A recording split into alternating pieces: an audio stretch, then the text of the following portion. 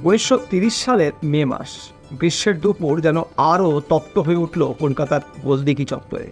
সংস্কৃত কলেজে আন্দোলন শুরু করেছেন আয়ুর্বেদের ছাত্ররা। আন্দোলনের কারণটা বেশ একটু অন্যরকম। এক সহপাঠীকে সেই কলেজের শিক্ষক নিযুক্ত করার প্রতিবাদে আন্দোলন। আয়ুর্বেদ বিশারদ শ্রীযুত ক্ষুদিরাম বাবু আগের মাসের শেষ দিনে অর্থাৎ 30শে এপ্রিল শিক্ষকতার কাজে অব্যাহতি দেন এবং তার এক মেধাবী ছাত্র মধুসূদনকে তার স্থলাভিষিক্ত করার সুপারিশ করেন ঊর্ধ্বতন কর্তৃপক্ষের কাছে। কর্তৃপক্ষ সেই সুপারিশ মেনেও নেয়। সংস্কৃত কলেজের ছাত্রদের প্রতিবাদ এই সিদ্ধান্তের বিরুদ্ধে, কিন্তু কর্তৃপক্ষ অনড় থাকায় অচিরেই আন্দোলন স্থগিত পড়ে গেল। মধুসূদন নামের যে ছাত্রটিকে নিয়ে আন্দোলন, তিনি আগামী 3 বছরের মধ্যেই হয়ে উঠলেন অ্যানাটমির খ্যাতিমান শিক্ষক। যে সহপাঠীরা তার বিরুদ্ধে আন্দোলনে নেমেছিলেন তারা হয়ে উঠলেন তার বন্ধু এবং ছাত্র। কি শোনেননি তো এহেন মধুসূদনের নাম? মধুসূদন নামটা বললেই বাঙালির চোখের সামনে ভেসে ওঠে মধু কবির নাম, কিন্তু আমি যে মধুসূদনের কথা বলছি তার কীর্তি মাইকেল মধুসূদন দত্তের থেকে কোনো অংশে কম তো নয়ই, বরং অনেকাংশেই বেশি। কেন এমনটা বলছি তা সমগ্র গল্পটা শুনলেই বুঝতে পারবেন। ইউটিউব চ্যানেল সচেতনের আজকের উপস্থাপনা এই মধুসূদনকে নিয়ে। ইনি মধুসূদন গুপ্ত। হুগলি জেলার শেওড়াফুল স্টেশন থেকে কিছুটা দূরে বৈদ্যবাটি খাল, এই খালের কাছেই বৈদ্যপাড়া। এই বৈদ্যপাড়াতেই একটি গলি আছে যার বর্তমান নাম মধুসূদন গুপ্ত লেন।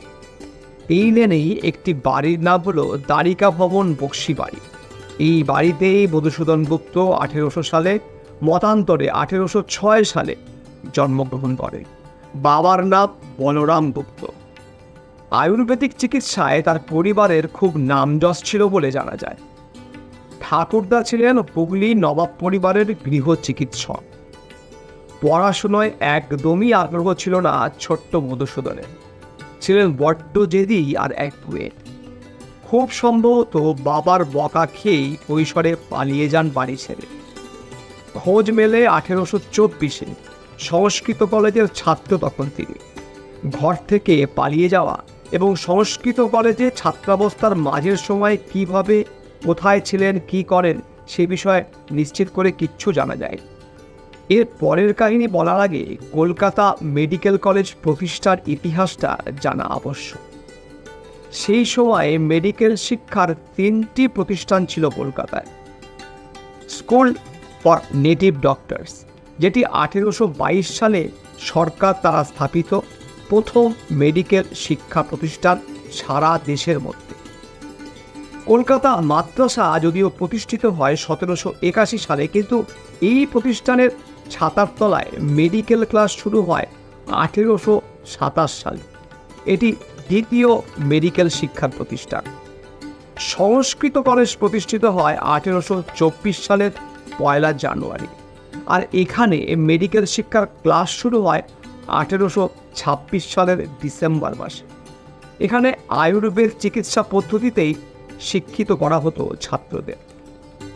1824 সালে মধুসূদন গুপ্ত ভর্তি হন সংস্কৃত কলেজে এবং 1826 সালে আয়ুর্বেদের ক্লাস শুরু হতেই 1827 সালে তিনি সেখানে নিজের নাম নথিভুক্ত করান। সংস্কৃততে তার পাণ্ডিত্যের জন্য ইতিমধ্যেই তার নামের আগে পণ্ডিত শব্দটি ব্যবহার হতে শুরু করেছে।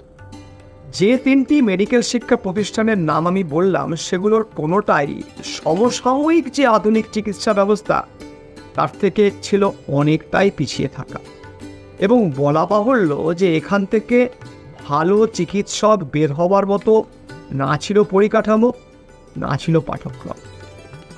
এসবের কথা বিবেচনা করে তদানীন্তন governor general Lord William Bentinck Kolkata medical college প্রতিষ্ঠার উদ্যোগ নেন 1833 সালে, এবং 1835-এ সেই কলেজ তার পথ চলা শুরু করল।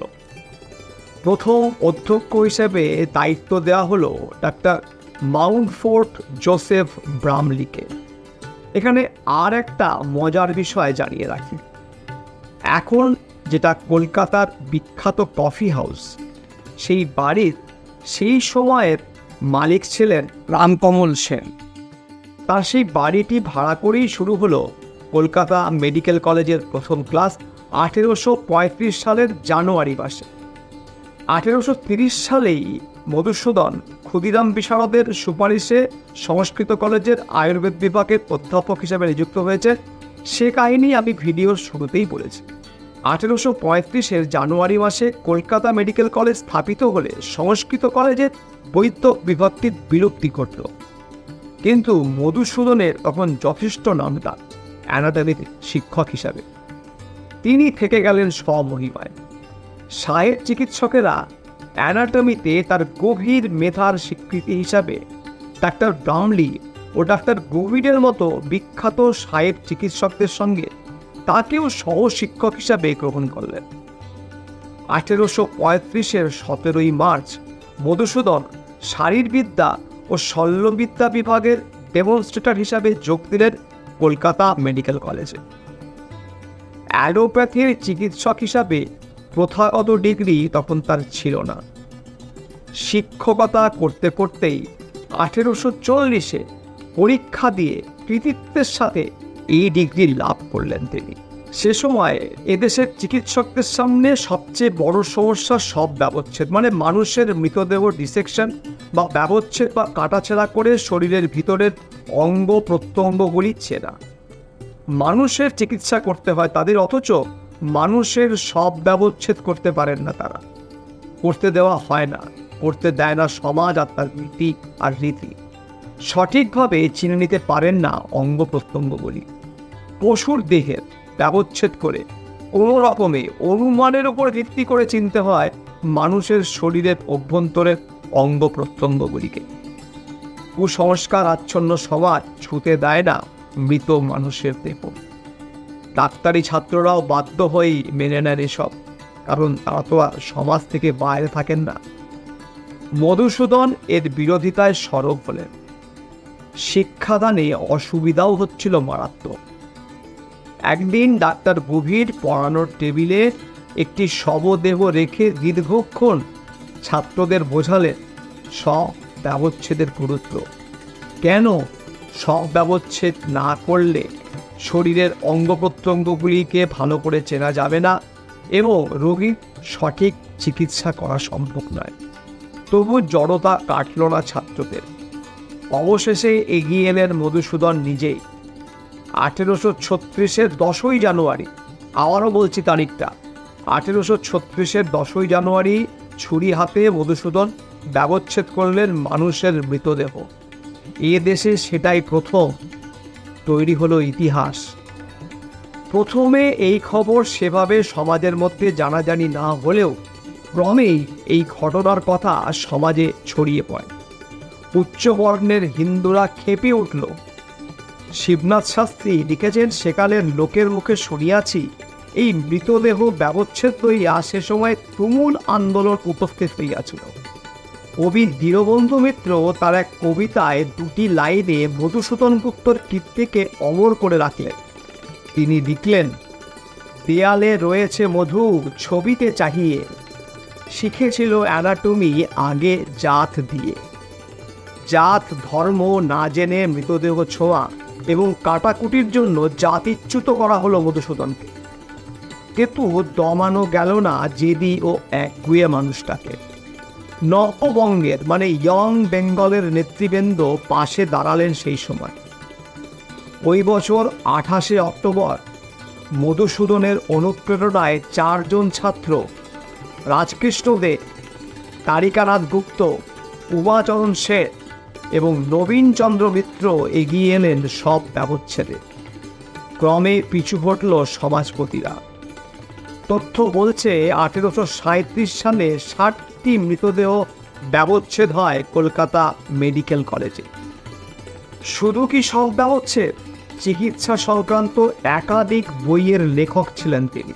কুপারের লেখা অ্যানাটমিস ভাদিমেকামের সংস্কৃত অনুবাদ করেন। ধন্বন্তরীর লেখা সুশ্রুত বইটির সম্পাদনা করেন। বইটির নাম দেওয়া হয়েছিল the Sushruta or system of medicine.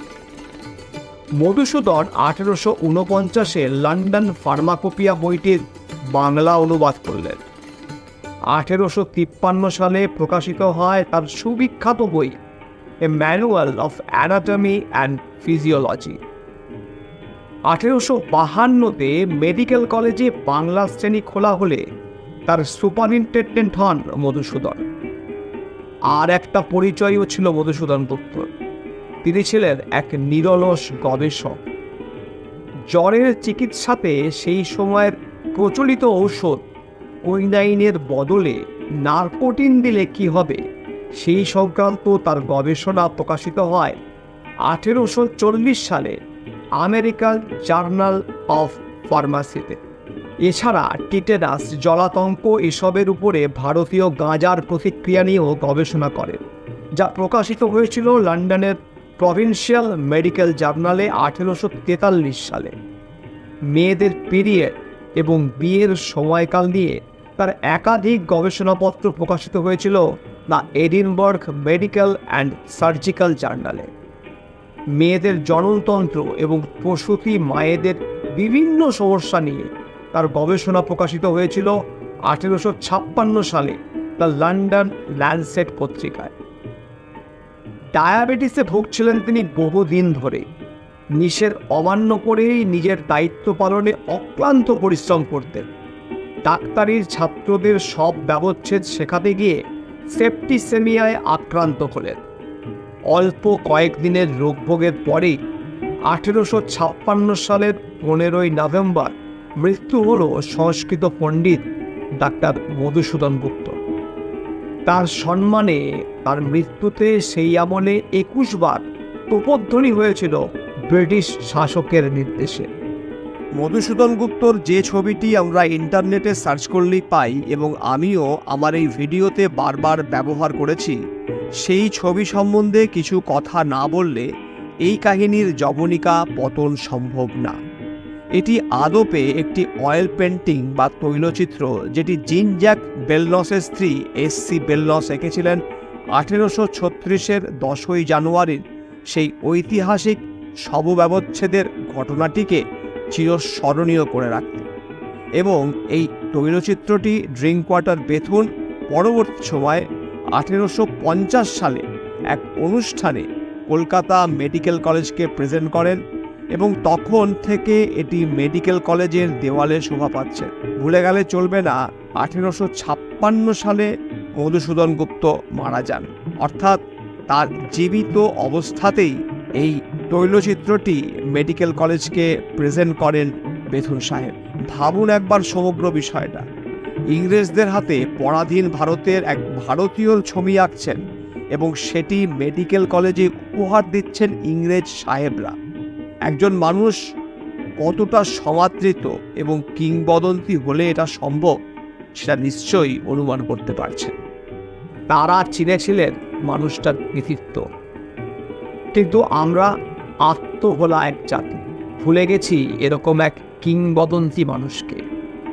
ভারতে আধুনিক চিকিৎসা বিজ্ঞান শিক্ষা অন্যতম অগ্রপথিক পণ্ডিত মধুসূদন গুপ্তের কথা আজও সেভাবে সাধারণ মানুষের কাছে পৌঁছায়নি। আজও তার জীবনী স্থান পায়নি স্কুলের পাঠ্যপুস্তকে। দায়িত্বটা আমাদেরকেই নিতে হবে। আমার এই ভিডিওটি যারা দেখলেন তারা ডাক্তার মধুসূদন গুপ্তর কথা আরও মানুষকে জানাতে এই ভিডিওটি আরও বেশি বেশি করে শেয়ার করবেন এই প্রত্যাশা রাখছি। যাওয়ার আগে অবশ্যই চ্যানেলটি সাবস্ক্রাইব করে যাবেন, যাতে করে আমার পরবর্তী ভিডিও আপলোড হওয়া মাত্রই তার নোটিফিকেশন পৌঁছে যায় আপনার কাছে। ধন্যবাদ, ভালো থাকবেন।